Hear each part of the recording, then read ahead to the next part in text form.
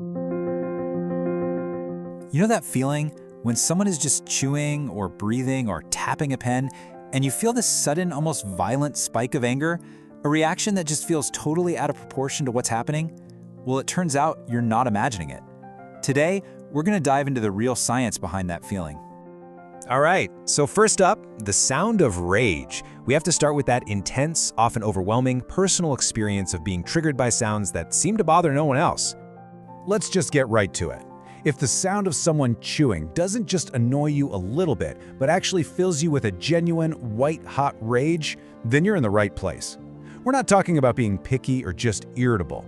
This is something else entirely, a very specific, very intense reaction. And here's the most important thing to get right from the start.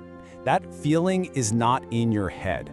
The anger is a real physical response. And if this is you, trust me, you are so far from being alone.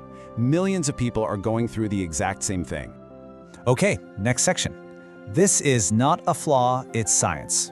So, what is actually behind this feeling? I'll tell you what it's not. It's not a character flaw. It's not you being impatient.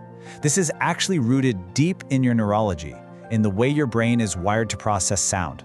There's a name for this. It's called misophonia, and that literally translates to hatred of sound. But here's the thing, it's not a hatred of all sound. It's a condition where really specific, often tiny, mundane sounds trigger an extreme fight or flight response in your nervous system. And don't think this is some super rare, bizarre condition. The research shows that misophonia affects about 20% of us to some degree.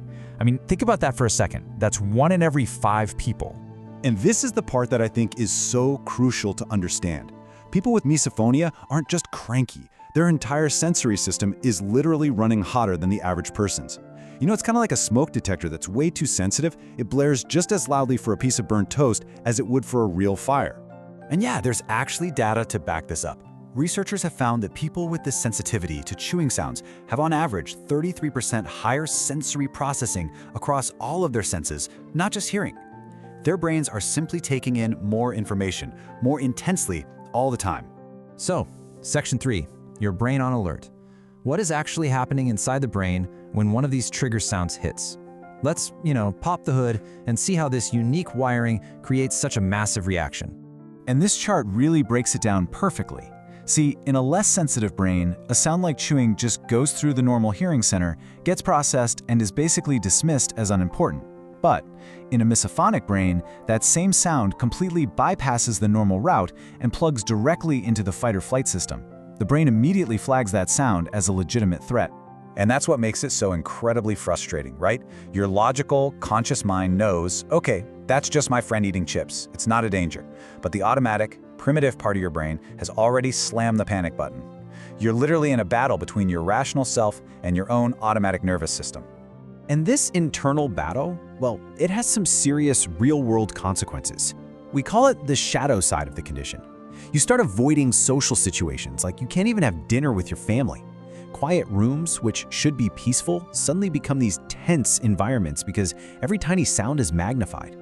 And maybe the worst part of all, it can make you feel completely isolated and ashamed, like you're going crazy for being so furious about something so small. Which brings us to our final section, recalibrating the threat. Because what if you could actually change that automatic response? This is where things get really hopeful. The idea that you can actually retrain your brain's reaction. So how do you do it? Well, it's usually a 3-part approach called a neural reset. Step 1 is having an emergency reset, something you can do to calm the storm in under a minute when you get triggered. Then comes step 2, the daily exercises that slowly recalibrate your brain's threat detection system over time.